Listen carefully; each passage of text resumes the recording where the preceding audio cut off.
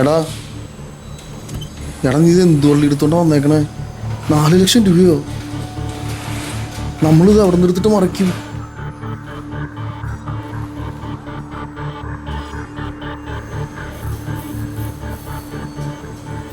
എടാ ഒരു വഴിയുണ്ട്, നിനക്ക് റിസ്ക് എടുക്കാൻ പറ്റുമോ? റിസ്കാ? എന്ത് റിസ്ക്? എടാ വെഹിക്കിൾ സുര ഒറാമ്പുറപ്പിൻ്റെ ഉസ്താദാ.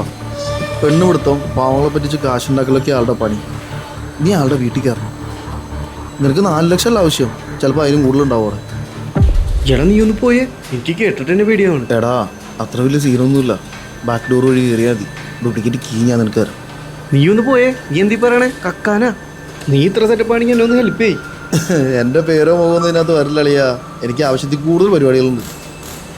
നിന്റെ മുമ്പിൽ ഇതുള്ളൂ വഴി, നീ വേണമെങ്കിൽ ആലോചിച്ചിട്ട് പറ.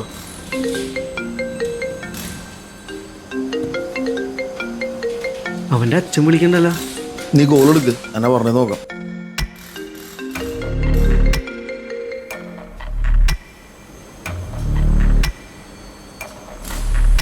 ഹലോ. ആ മോനെ, ആ എന്തെങ്കിലും പ്രശ്നമുണ്ടോ? എന്താ? എന്ത് പ്രശ്നം? ഞാൻ ചോദിച്ചേ ഉള്ളൂ. അവന്റെ മുഖം കണ്ട എന്തൊക്കെയോ ടെൻഷനുള്ള പോലെ പോകും. ഞാൻ ചോദിച്ച ഒരു കാര്യം അവൻ തുറന്നു പറയില്ല. അവനോടാണല്ലോ കാര്യങ്ങളൊക്കെ പറയാറ്, അതുകൊണ്ട് ചോദിച്ചാ. ഈ പൈസക്ക് എന്തെങ്കിലും ബുദ്ധിമുട്ട്? ഇല്ലല്ലോ, പൈസയുടെ കേസൊക്കെ അവൻ റെഡി ആയിരുന്നാണല്ലോ എന്നെ കഴിഞ്ഞ ദിവസം വിളിച്ചപ്പോൾ പറഞ്ഞത്. ഓ സമാധാനായി.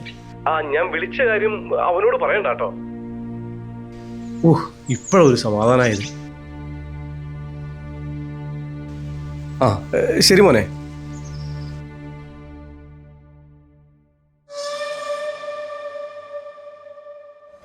ഇപ്പൊ ഞാൻ ശരിക്കും പെട്ടടാ. എടാ ഇനി നിന്റെ മുമ്പിൽ വേറെ വഴിയൊന്നുമില്ല, അവിടെ കയറുകയല്ലാണ്ട്. എടാ ഒരു ഓറാൻ പറഞ്ഞവൻ്റെ കാശാണ്, നീ എന്തിനാ വെറുതെ ആവശ്യമില്ല ടെൻഷൻ അടിക്കണേ? ആ പൈസ കൊണ്ട് വേറെ നല്ല പരിപാടികൾ ചെയ്തു നീയായിരിക്കും. എടാ പോയി കയറ്. കേറാല്ലേ? കയറ് നീ.